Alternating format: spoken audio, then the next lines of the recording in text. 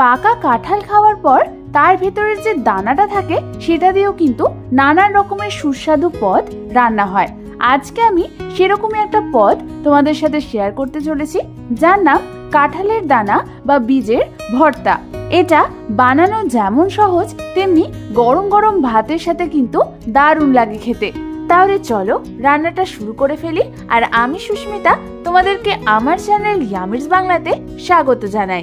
এই রান্নাটার জন্য আমি এখানে 25 থেকে 30টা মতো কাঁঠালের দানা নিয়ে নিয়েছি। এই কাঁঠালের দানাগুলোকে আমি 2 থেকে 3 দিন ভালো মতো রোদে শুকিয়ে নিয়েছি।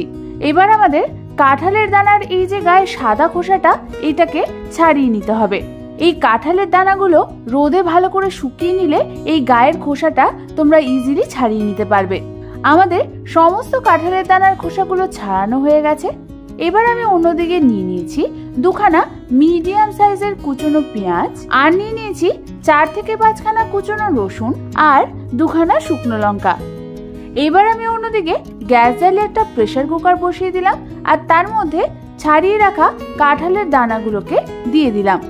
তারপর আমি ওর মধ্যে দিয়ে দেব 1 কাপ পরিমাণ জল আর দিয়ে দেব 1 চামচ নুন। নুন দেওয়ার পর হালকা হাতে একটু নাড়াচাড়া করে নিয়ে তারপর আমাদের প্রেসার কুকারের ঢাকনাটা বন্ধ করতে হবে। তারপর আমাদের এটাকে হাই ফ্লেমে রেখে দিতে হবে যতক্ষণ না 4টে মতো সিটি পড়ছে। আমাদের 4খানা সিটি পড়ে গেছে।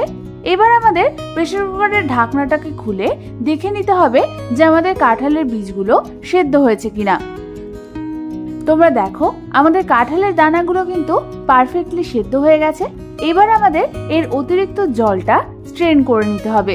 তারপর এই কাঁঠালের দানাগুলোকে ঠান্ডা হতে রেখে দেব কিছুক্ষণের জন্য। এবার অন্যদিকে আমি গ্যাস জ্বালিয়ে একটা ফ্রাইং প্যান বসিয়ে নিলাম আর তার মধ্যে দিয়ে দিলাম 3 টেবিল চামচ পরিমাণ সর্ষের তেল। তেলটা গরম হয়ে এলে প্রথমেই আমি ওর মধ্যে দিয়ে দেব 2খানা শুকনো লঙ্কা। তোমরা যদি ঝাল বেশি খাও তাহলে তোমরা এখানে শুকনো লঙ্কার পরিমাণটা বাড়াতে পারো। তারপর মিডিয়াম ফ্লেমে শুকনো লঙ্কাটাকে আমাদের হালকা করে ভেজে নিয়ে এটাকে আমাদের একটা অন্য পাত্রে তুলে নিতে হবে।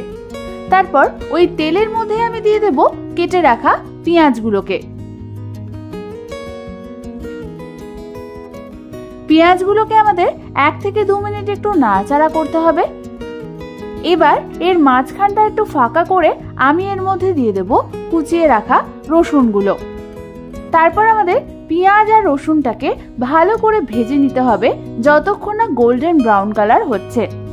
বেশ কিছুক্ষণ ধরে মিডিয়াম ফ্লেমে পেঁয়াজটা ভালো করে ভাজার পর তোমরা দেখো আমাদের পেঁয়াজের কালারটা কিন্তু হালকা গোল্ডেন ব্রাউন চলে এসছে। এবার আমাদের এই পেঁয়াজ শুদ্ধ তেলটা একটা অন্য পাত্রে তুলে নিতে হবে।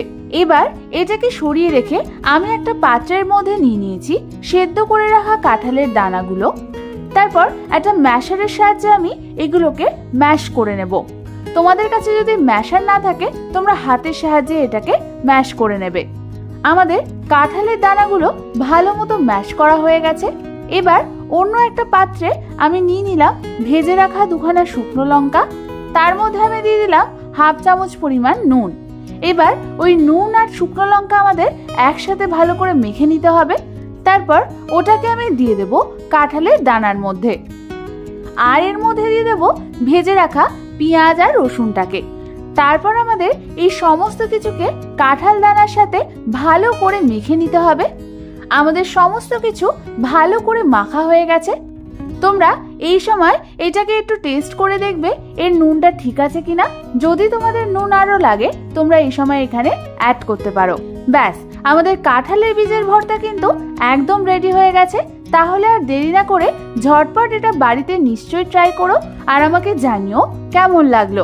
এরকম ভালো ভালো আরো সুন্দর সুন্দর রেসিপি পেতে হলে আমার চ্যানেলটাকে কিন্তু অবশ্যই সাবস্ক্রাইব করে নিও। আজ তাহলে এ পর্যন্তই। আমি আবার চলে আসবো তোমাদের কাছে নতুন কোনো রেসিপি নিয়ে।